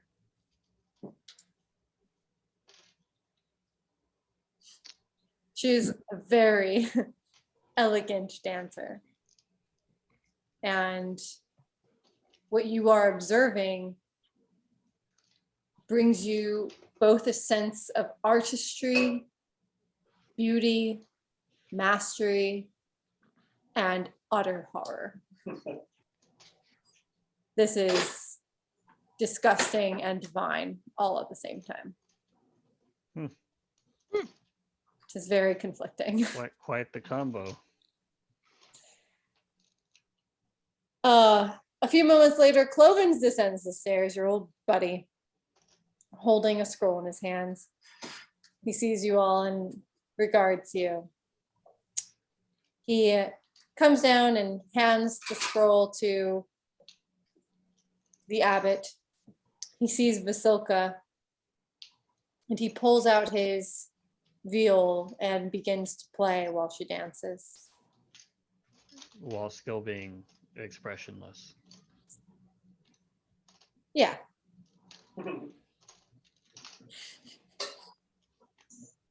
The abbot says to you, once Vasilka has been presented to Strahd, I know for certain that Strahd will appreciate this gift. He will love her. He will see the beauty the way that I see her beauty. It will be very hard for me to part with my dear Vasilka, but it will provide the much needed freedom to this place that the people and the inhabitants have craved for so long.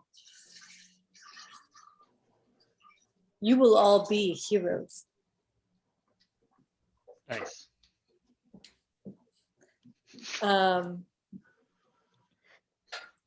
Can we do a, what do I want you guys to roll? I'd like you guys to roll like, kind of like a investigation in a sense. Yeah, we'll go with investigation. Guess who's really good at investigation now? Yeah, I need to change Detective Zug. I'll have to do it after, but what is it? A +3 +4. for 19? Yeah. Okay. Well, I'll roll. Let me roll. Hold on. Where's my I rolled a 2. wow, it's still not totally it's attuned. 6. Yep. Still Not working out totally those sticking. glitches. Investigation, you said? Yeah. 18. 18, 26. Ooh, 26. we don't need higher. Somebody's No, probably not. Yeah, so with the 26, what you're able to gather, like what you're able to discern is like honesty and eagerness. This statement of like, you will all be heroes and this place will be free. There's no hint of sarcasm or All sincere. yeah, it's really sincere, and it's like if it's complete bullshit, it would make this person like utterly delusional. Well, haven't we agreed on that part? I mean, he's building monsters. He's got a Build-A-Bear workshop that is not for kids. Yeah. He's so certain that this is the solution. Actually, that makes sense because he was super certain that bringing back the kid was going to be totally fine. Yeah. Yeah, he has such a conviction about what he is doing. And that is really apparent to you, Okay. that this is a person of very great conviction and very great power. Lovely combo.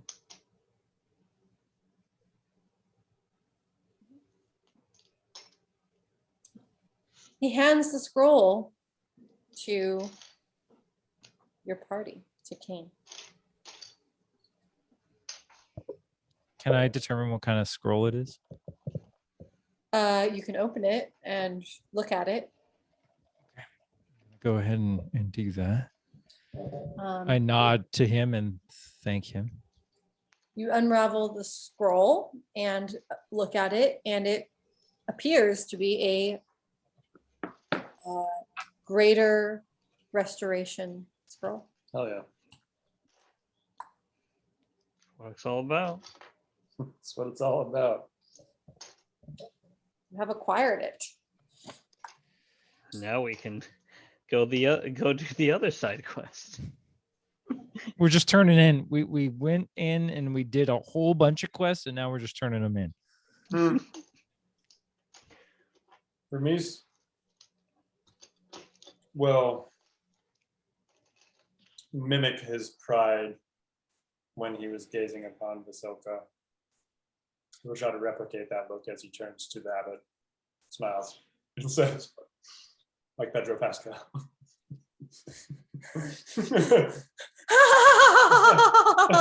And say, and have you heard any news from the town of Crest? Any news? What do you mean? I'm afraid perhaps you have not.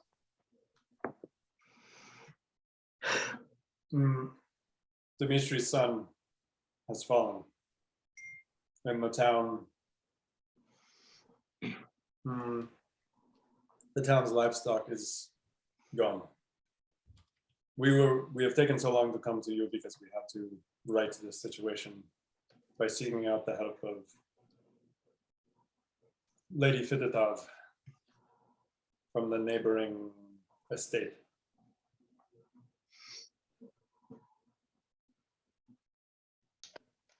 He He says, lets this sink in. yeah, he takes a moment to pause and think about what you've said. What do you mean that the boy has fallen? We killed him.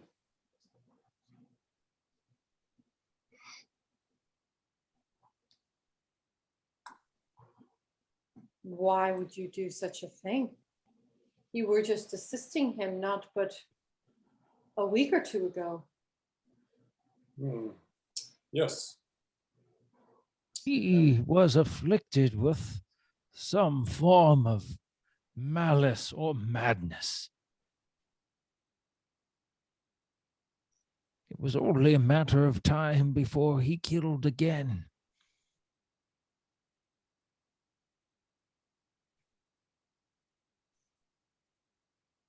I'm talking because I'm trying to give you time to eat, Brian. Thank you, Nathan. You see the abbot's expression change from joy and excitement to anger. Bro. This is okay. Let's see what happens.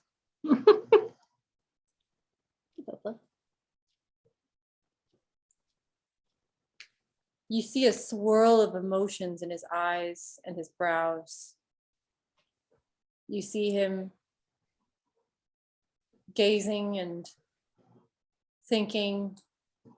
The gears of his mind begin to turn and to shuffle. His lip twitches and his teeth start to grind up against each other. And in a swift, rageful motion, he turns towards the table and he slams his fists down on the table.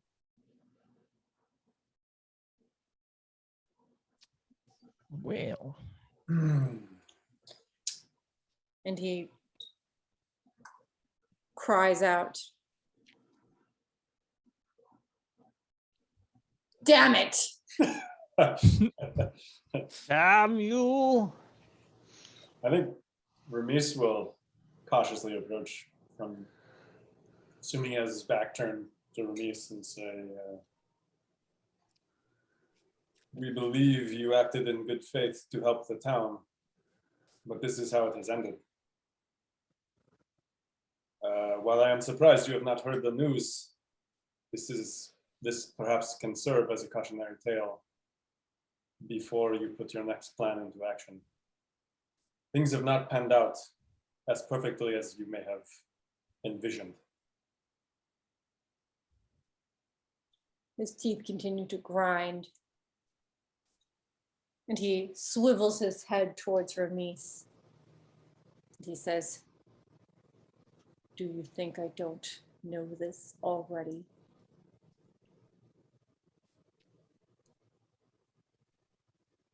He says,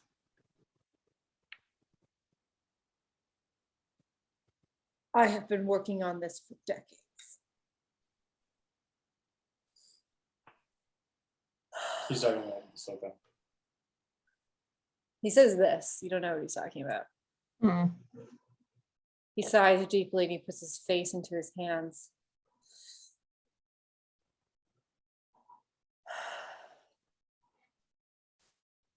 And to meta just for a moment, do you guys remember what he told you about the history of the mongrel folk? I'm assuming you don't. No. It's been a bit. Like a family. yeah. So there's a whole history that he told you about. Let me see if I can get you some cliff notes. So he told you, is this in maybe like Texan Tomes or something like that? Did we put it in there? That'd be great.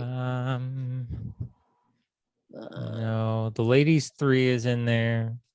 That's the The first. information about Vampire Fekra and Delban, and then Ez talking about vampires in general. Okay. I can put some information in here for you guys Okay, cool. at some point. But so let me tell you a little bit about, just to remind you a little bit about what he's told you previously. So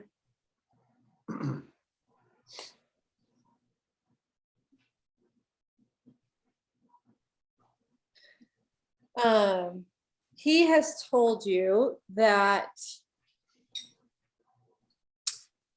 the family here that was here before he came here was the Bellevues. And that they were like a sickly family of inbred lepers, and they came to the abbey to seek salvation. And the abbot eventually really tried his hardest to rid them of their diseases. But he wasn't able to cure them of certain human defects that they had had present since birth, being inbred lepers. And the Bellevue family had this like very bizarre idea of what perfection meant, and they actually did not want to be regular humans. They preferred to be inbred. They preferred to have mutations. And so the abbot took pity on them, and he yielded into some of their horrific desires, and thus the mongrel folk were born. So really, it was this family that came seeking salvation and cures to sickness from the abbot. The abbot helped cure their sickness and became obsessed with trying to cure some of the other things that were wrong with them, all these defects, because they were these inbred lepers. And he wasn't able to do it. And so instead, they kind of evolved and became what you see now as the mongrel folk. And so the abbot feels a very strong, so what you're sensing here is his pride is really hurt. So basically, you see his demeanor shift, and he becomes angry, and he says to Remis, "You think I don't already know this?" And but that would have okay. Yeah. he begins to turn slightly hostile.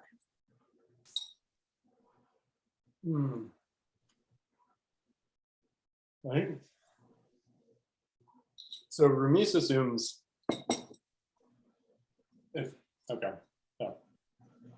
Remis will say, if you knew that experimenting on the son of Vladimir could backfire like this, then why have you done it? Yeah. It was not an experiment. Then what do you mean by you knew this?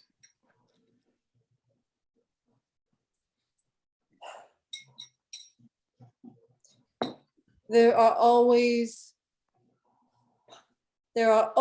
punishments for the actions that we take to help others. I know that there are potential side effects and potential consequences, but after years and years of practicing and practicing in the way that I have practiced,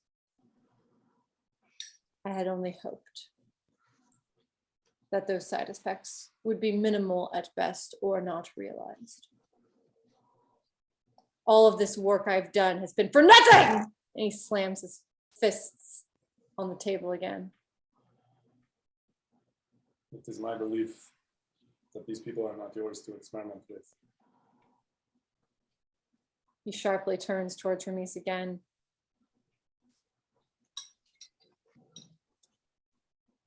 And what do you know of what is best for these people?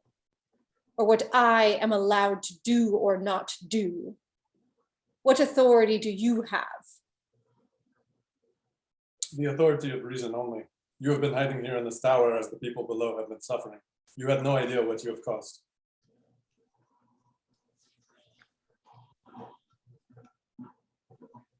He clenches his teeth again, and he narrows his eyes. He says, "You may leave now." Remis will bow and turn his back on the abbot.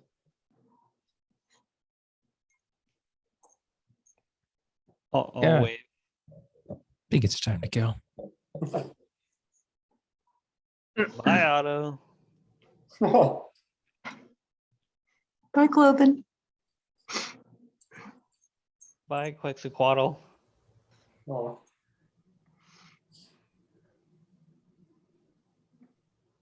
And you guys leaving? Yeah. Seems like a good idea. Yep. Maybe he'll calm down later if we ever need him again. Maybe. He just needs some time. Just needs a chill.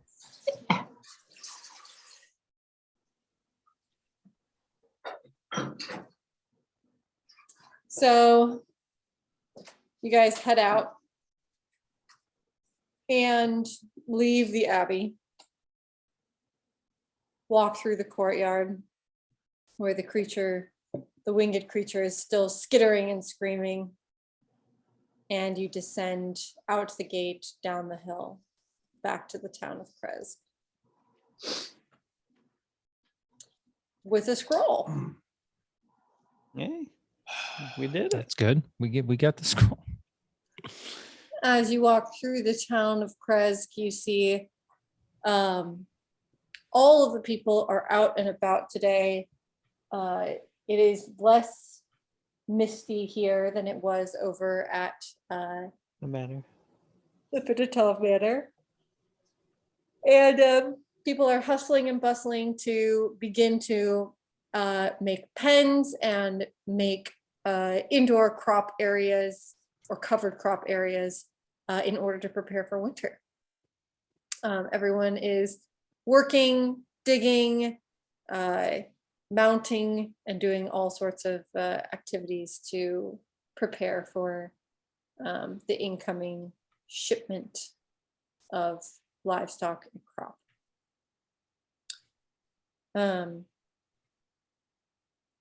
And as you walk through, people regard you and are looking at you and nodding towards you or nodding in your direction. Every once in a while, you even hear someone yell and yell out, thanking you. Word seems to have traveled quickly that you were part of this. I wave. What happened to the farm hand, the boy? Luca. Luca. He's actually on the western side of town, so if you want to go in that direction, you can. So the town is kind of like an oval shape almost, and the abbey is in the northeastern side. So if you're coming down from the northeastern side, you're going to take that side of the oval and the to like leave town, and that the bottom of the oval is where Anna's house or cottage is, and on the western side is where Luca's farm is. So if you wanted to go there, you'd have to like intentionally choose that route, which you can if you want to.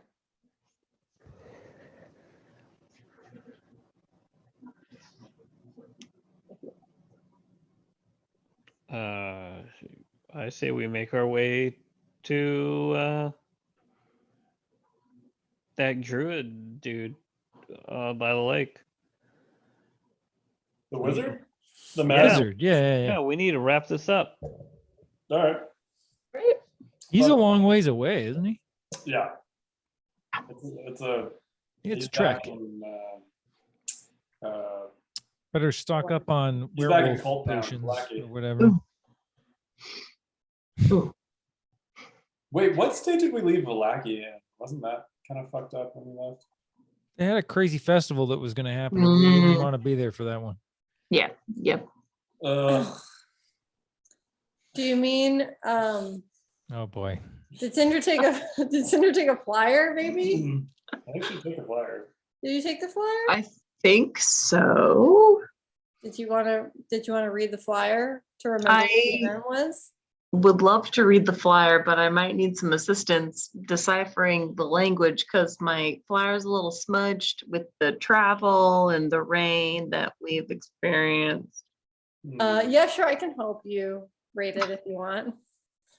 I'm pretty sure I was super sick when we were last in Vlaki, and I don't recall exactly which. Wasn't it it was the Halloween one, right? Yeah, the flyer that you pull out of your bag, it reads as follows. Come on, come all to the greatest celebration of the year, the hallowed eve harvest. There it is. Attendance and children required, rain or shine, all will be well. It was the Signed. ending. Yeah. The Baron. Ooh, We narrowly escaped that festival. Yep. yeah, you did.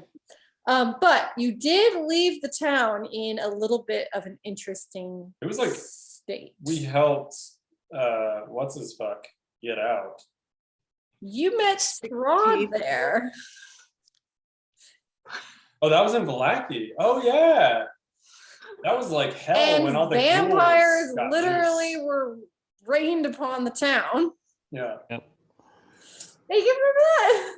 Yeah, and then we got the fuck out. Do you guys remember vampires just descending onto the town? Well, to be fair, to get Well, I the released mandate, them. we need to go to Valaki. We can circumvent Valaki. Fuck that place.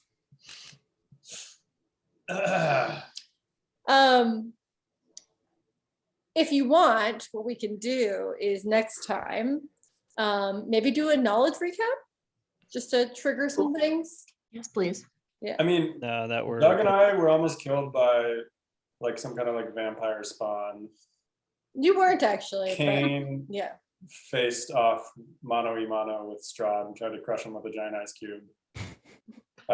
Which we learned that the physics actually don't check out of that entirely, but And- the idea was great. And then we left. Yeah, Strahd burned the bones that protected the Church of St. Yeah. Andrew right in front of you. That was And then he like flew off on a flying horse, which very, very much resembled the tiny flaming horse that you found in the estate where the winery is located, the Wizard of Wines. Bucephalus. so basically like Valaki's like compromised. Compromise, you don't really know. So a lot of people were like blaming the Baron for this, and the town was certainly in conflict when you left. Yeah, because then there was that secret society trying to take over from the Baron as well. We wanted to talk to Nathan. There was something, yeah, that you guys didn't quite explore too far. Because we've been trying to get this fucking scroll for this mage for forever. Yeah.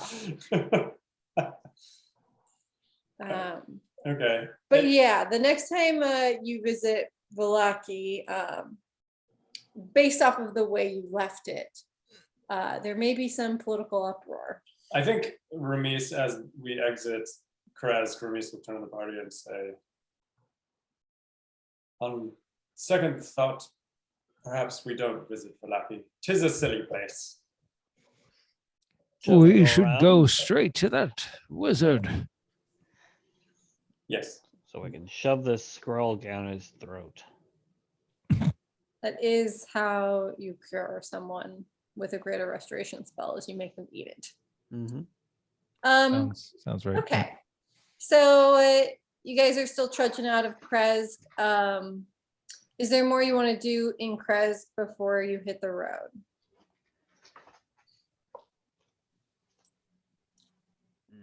Yeah. They're fed. No more murderous children from beyond the grave. What time of Yeah, day is that's it? Do kinda we need to grumpy. rest?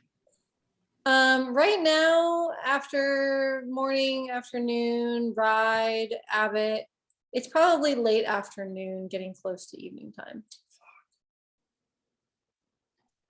Should we try to find a place to do a long rest in? And That's start probably not an fresh awful idea. next time. A good sleeping. Yeah. Yeah, we should rest till morning so we can not travel the roads at night. Yeah, that sounds like a bad idea. Okay. You will most likely be welcome with Luca or Demira. You also are probably quite welcome with Anna. Let's go hang with Luca. Yeah, let's go with Luca. Yeah. All right, so we can get you situated. You guys head down the road to the western side and come across Luca's farm. And it says at the top of the little thing, it says Barbeau. And there you find Luca. And next door, you find Demira, who was the woman who had the baby. Remember baby Boris? Yeah. The soulless baby. Um, baby Boris. Yeah. And she's next door and she's working on planting and harvesting what little is left. And Luca is reining in a bunch of the sheep back into the pen and setting up accommodations for them. And upon seeing you, Luca stands up tall, very tall, and eyes the group. And he walks right over to Zug and he says, "Friend." Friend, it is good to see you again, so hale and hearty. Luca says, "Yes, this is your doing, the sheep." It is the doing of myself and my compatriots behind me.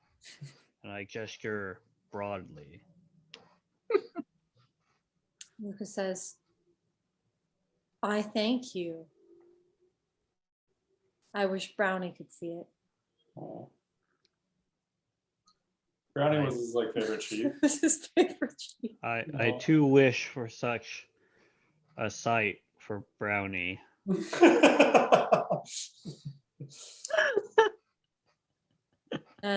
Demira sees you all and she walks over and she says, "Well, you all have been doing much in your time away, it appears." And she says, "How did you make this happen? This is incredible." I would not even know how to begin to summarize our adventure that led to this fortuitous bounty of. I hate me, Life. Zug. You gave me this. I regret headband. everything. I'm breaking out the thesaurus.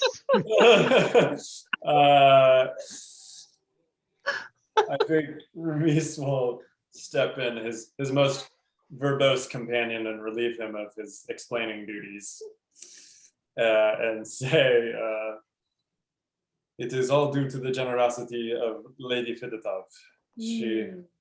Luca told us to seek her, and she has come through to help." "Oh, of course," she says.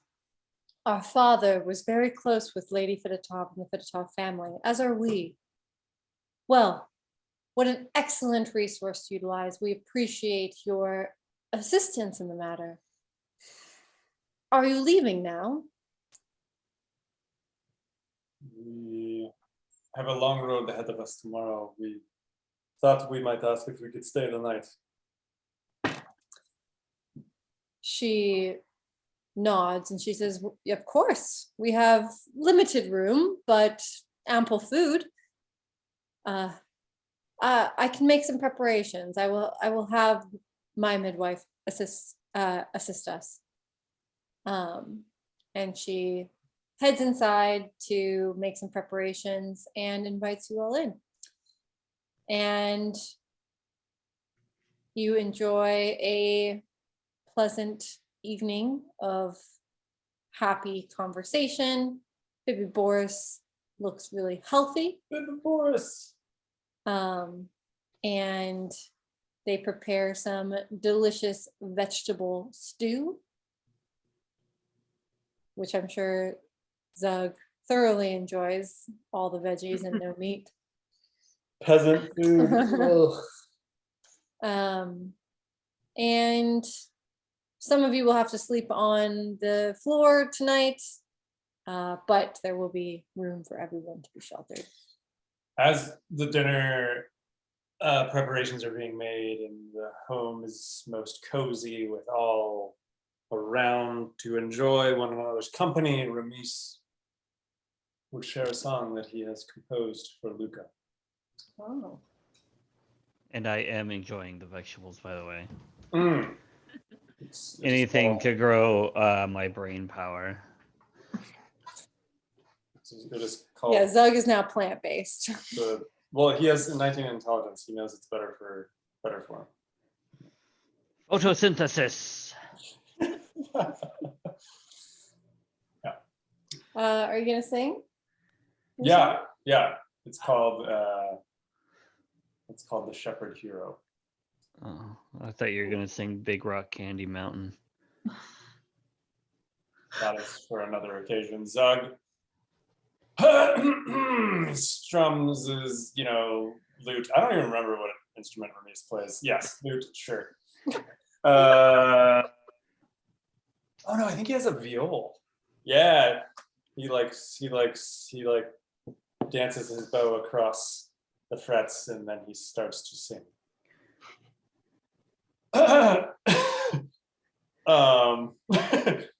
He's thought all about this. Ramis doesn't stutter at all. It's Ryan who's stuttering. You sent me a great song the other day. There was a young man of the Who was town petrified. of Presk. He was Luca. His favorite of the stock, his name was Brownie. He was Luca, the hero shepherd of Kresk. And then he just launches off into this fucking epic tale. Luca saved the town of Crust. The town of Crust is grateful to him. Luca and Brownie forever. And he just keeps going. Performance check! Oh, come on. This is fucking natural for Ramis by now. He's Performance check with advantage because that's the thing.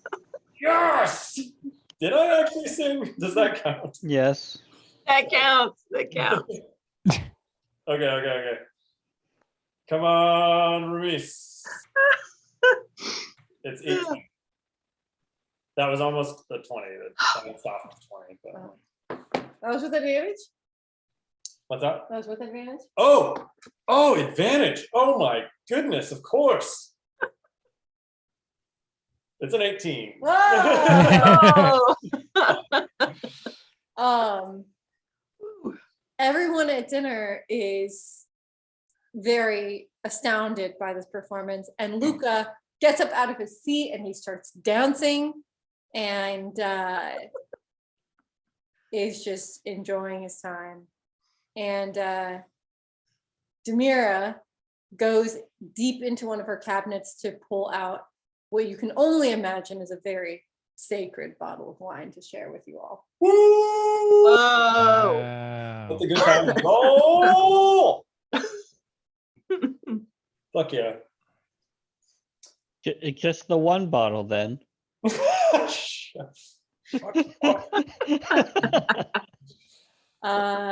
All right, you guys ready to retire? Yeah, Yeah.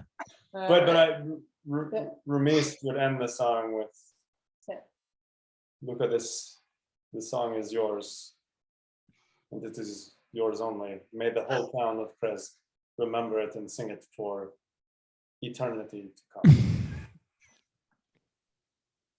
Luca nods and he says, "That is the greatest song I've ever heard." Is this the only song Luca's ever heard? Okay. I am not the hero, though. It is you that are the heroes. This is for you to decide, Luca, but I appreciate this. He puts his hand on your shoulder. You are my friend now. Yes, I am. Doug has been abandoned. Oh, only one friend at a time. Jesus. Okay. You all have a very pleasant evening of cheering and song, and even baby Boris appears to crack the smallest of smiles. Oh, Whoa. Ramis is very satisfied. Yeah. A soulless baby has even had fun. That's right. And this evening has reminded you of your purpose here. And it has made you feel reinvigorated to do everything in your power and everything that you can to help the people who are here, who do not appear to acquire the ability to help themselves after having been terrorized by the forces in this land for so long. You are reminded of the love and the care that is innate to just people. And it feels like a sense of pride in your mission rather than just purpose. Beautiful. And you go to sleep. And we'll end it there. So We can't change the world, but we can make a dent, y'all. Look at us go. That's right. there are good people here and people that are worth saving and protecting. Like baby Boris, who doesn't have a soul because of the shit going on. Yeah. He should, man. It's sad. Yeah, Poor baby Boris. no chance. Anyways, to recap for today, you all negotiated with Lady Fidotov to get the town lots of rations. She gave you a bunch of stuff. You guys got magic items and money. What the fuck? And now you can stop being angry with me for never giving you magic items or money. I don't think we were ever angry. I got Zug, a lot of shit this weekend. When we drink the wine, I make sure to give Zug his amulet and apologize to him. Yes, for and you can trying to- attune to your items this evening. Oh yeah, Ramis is definitely talking about ring. Yeah, Uh, so Yes. And yeah, so you did that. You came back to Kresk. You delivered the dress to the abbot, which seemed to go pretty well at first. And he was really excitedly telling you about how much of a difference this is going to make and how epic this is and how, oh my gosh, everything is solved now because Vasilka has a dress. And then he got really angry when Ramis essentially patronized and condescended him. I don't Not saying it's undeserved, but know if that's what you for sure talked down to the abbot. He was very upset. I mean, he got touchy about an objective fact. He took it personally. He took everything personally. Yeah, he did not like what you had to say. That dude And is bananas. he got very angry. Sorry guys, I couldn't let him off that easy. He had to know. yeah. Okay. Yeah.